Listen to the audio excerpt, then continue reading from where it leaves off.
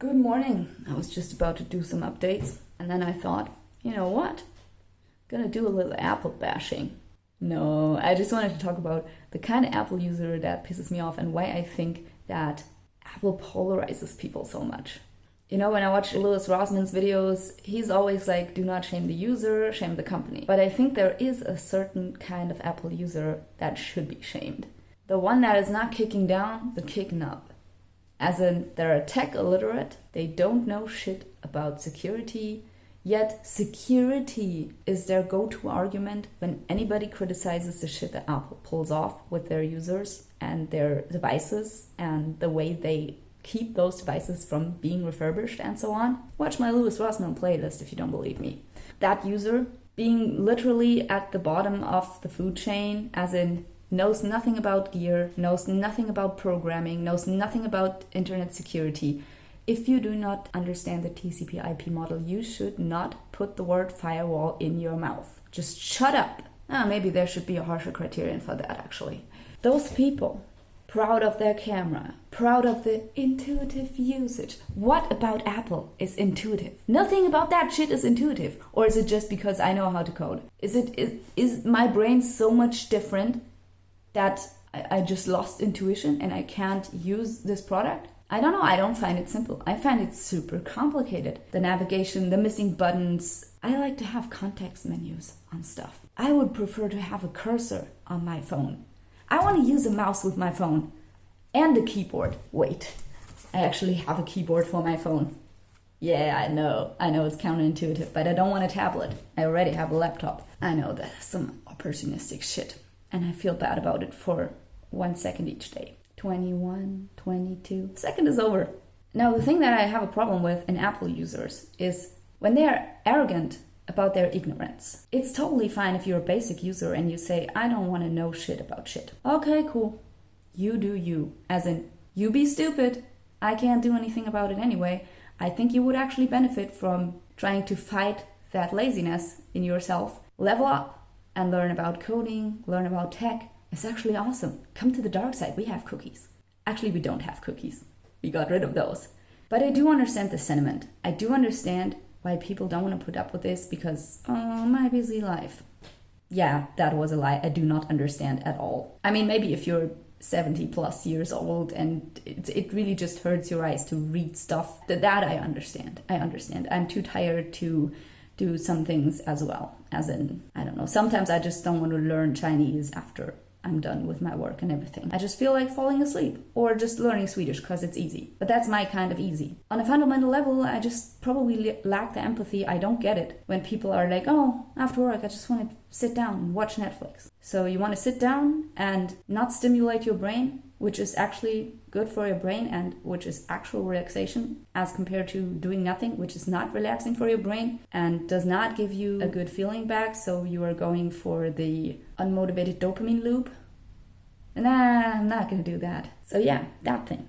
That and the whole camera spiel. I mean, it's cool that your phone has a good camera. As I said in many other videos, I prefer to film stuff with an actual camera. Yeah, maybe that is the hill I want to die on, or more like a clearing because it's that low. If all the iPhones are so awesome, why does not every vlogger vlog using an iPhone? Why do they use these bulky big cameras? And I mean, the mirrorless ones aren't even that bulky. And there are compact ones that are better than literally any phone, just because of the physical limitations, like the upper limit. The aperture of your lens just restricts how much light can come in, and due to that restriction, a small lens can never be as good as a big one. It's just physical nonsense, which people would understand if they had just studied physics or paid attention in high school, at least in Germany. Or just watched like one TikTok video. I'm sure there is one out there about it. Welcome to Formula Friday. Today we're talking about the numerical aperture of a lens. So the numerical aperture of a lens describes its overall light throughput. So that to me is a non-argument. I'm not gonna get into that. It's just physical bullshit. My problem is with the people who are not 70-year-olds who just can't deal with learning another system. And, you know, I'm not gonna go to some grandma and shame her for being an Apple user. The ones who piss me off are the young people, the arrogant people, who are stooping up from the low, from not knowing anything about what computer or phone security even means, but they are sharing these talking points that they have heard somewhere. They're glorifying this company, and it's a little bit like a cult. Oh, it's so cool, it's so intuitive, I just love this product. Yeah, I mean, I guess you just love having kids go through landfills for you and do mining, and I guess a company who is big time into producing a lot of unnecessary e-waste is just a morally superior thing. That's what you stand for? I mean, I totally understand. No, I don't. It's one thing to say I love the product, and another thing to say, but this is an awesome company and what they do is right. It's one thing to say, I have this phone now, I know it's kind of a shitty phone and a shitty company, and I'm not going to support them in the future, or to say, but I love this company. Stop shaming my product. Stop shaming me. This is awesome and you're stupid. Go away with your stupid open source crap. It's so buggy. I take buggy code, which at least I can read and change because I know how to do that, over a product that is overpriced and exploiting the planet at any day. Oh, not everybody can be a geek. Literally, anybody can be a geek. And when we're talking about geek level, the amount of tech literacy we have in our society today, if you compare that to being able to deal with a car, at this point in this metaphor, people are not even able to open the hood. Okay?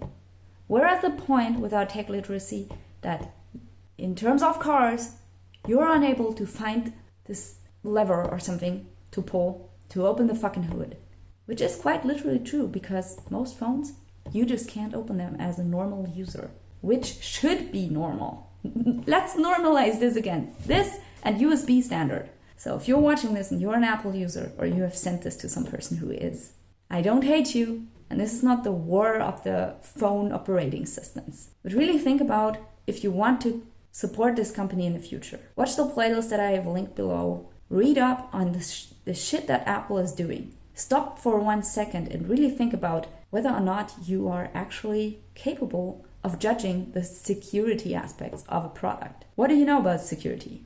And maybe think about why you are so passionate about this product. Passion, in my opinion, should be reserved for the people you love, not for tech products.